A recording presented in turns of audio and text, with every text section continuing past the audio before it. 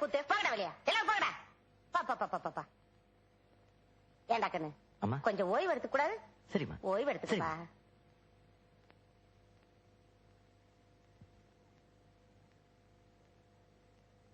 சிஷியா ஒரு பீடி கொடு.